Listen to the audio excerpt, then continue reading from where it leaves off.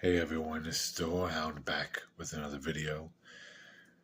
I haven't been posting for a while. I think it's been 6 days or 7 days I haven't been posting, but I've been busy a lot, and I think this whole YouTube thing is kind of just a thing to do for fun. And I guess it's not really about views as much, or how much views I get, or likes or comments I get.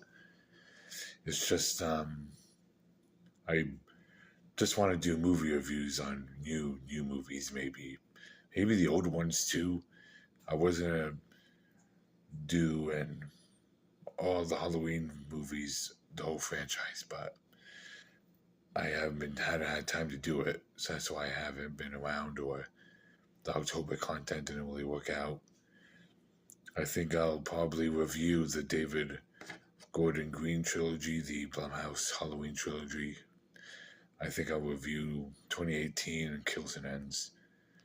But anyway, that's not really here what I'm not really here to talk about that right now. I think I'll be talking about the new movie Smile 2 that which just came out. I think the 18th. I saw it on a Tuesday because um, I just never got around to seeing Smile 2 yet, and then I decided to see it today, and I want to review it now. So this movie was definitely on everyone's radar because the first movie when it came out, it definitely made a lot of money, and it definitely was, everybody loved the first one. I haven't seen it. I didn't see the first one in theaters. I wish I did. It would have been pretty cool, but I saw the first one. I rented it somewhere and I watched it and I liked it. The ending was really disturbing and creepy, and I liked it, and it showed what this entity is that possesses people. And obviously a smile is given by the name Smile, which is fucking creepy. The smile is a little repetitive in this one, the second one, but it keeps coming on and on. But I guess that's the whole gist of the movie, is to show this being possessing people, but it smiles, and that's what the title is called, obviously. So I guess I don't really mind that. It's just it got a little repetitive in the second one. I just kept showing scene after scene of people smiling at the protagonist, and it was scary and disturbing. But when it keeps going on and on, it just kind of felt like, wow, this is all you're gonna do to scare me? I mean, there was some jumpy parts to it that kind of made me jump. There was this one scene that really disturbed me a little bit.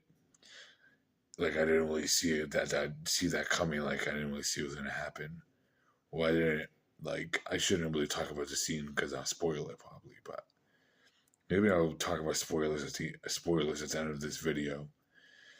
But anyway, so did I like this movie? Did I like Smile 2? It was not bad. It, it was a good performance by Naomi Scott, which is the protagonist. She plays a singer.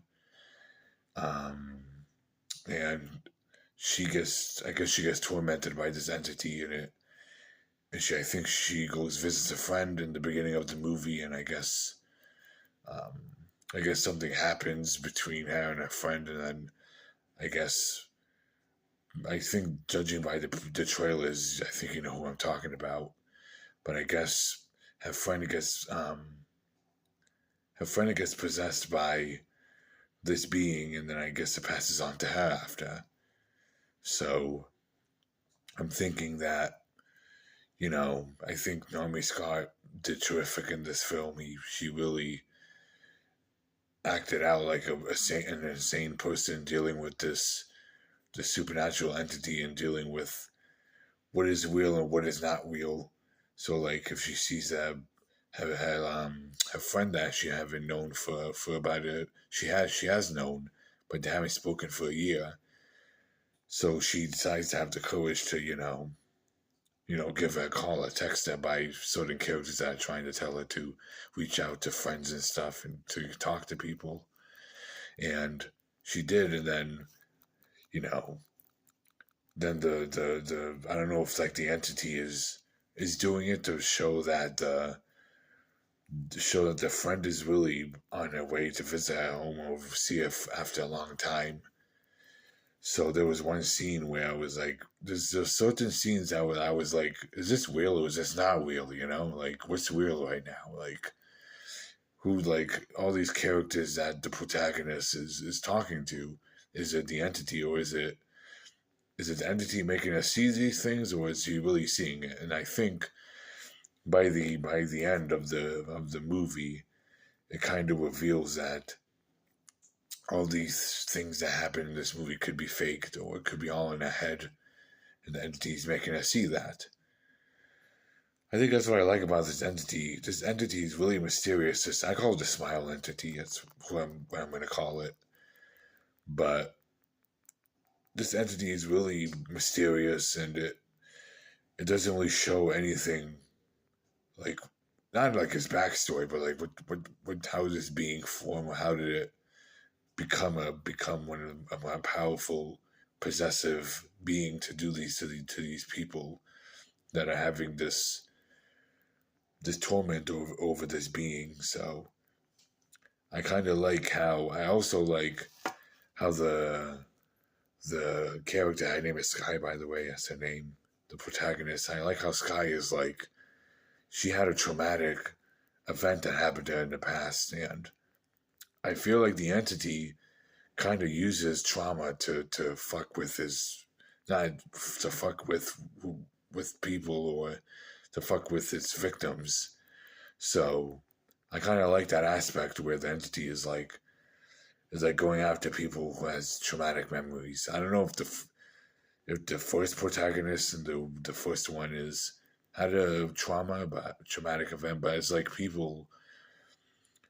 I think it's like in this movie. I think what's showing Sky of what happened to her in the past is kind of interesting that the entity is like following people with traumatic memories.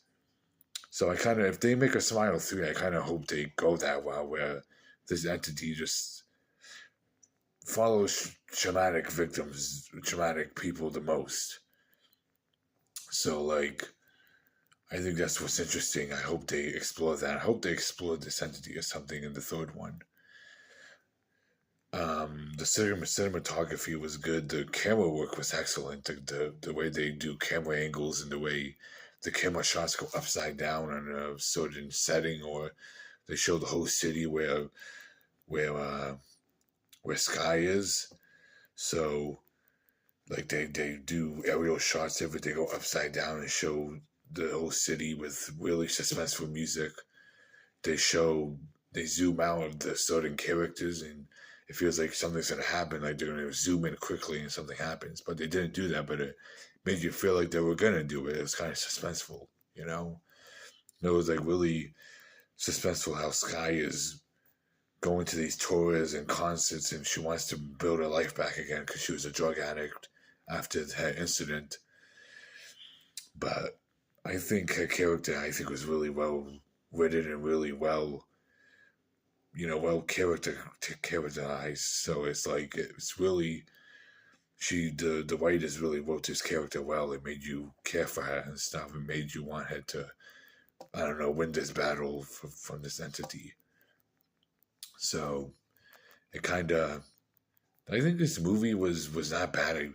It was just a little, it was a slow burn a little bit at the beginning where they kept showing the concert stuff and the dancing scenes and stuff. And I think I think you would always think, oh, I want to get to the good parts. I want to get to the action or the scary moments with this entity. And sometimes when she does a concert, it's kind of a little too long. It didn't really irk me as much. It's just like, it kind of leaded to one of the constant scenes kind of leaded to a good jump scare, but it just, I don't know, it was just a little, too long. And that was like kind of my only problem with the movie, where things would just get too repetitive and it would just keep going over and over again. And you would be like, oh, that's not scary. I've seen that already. I've seen that already in this movie. But there was like some scenes that kind of made me say, what the hell is this? Or what is this? What am I looking at right now? Or like, especially at the end of the movie, it kind of like,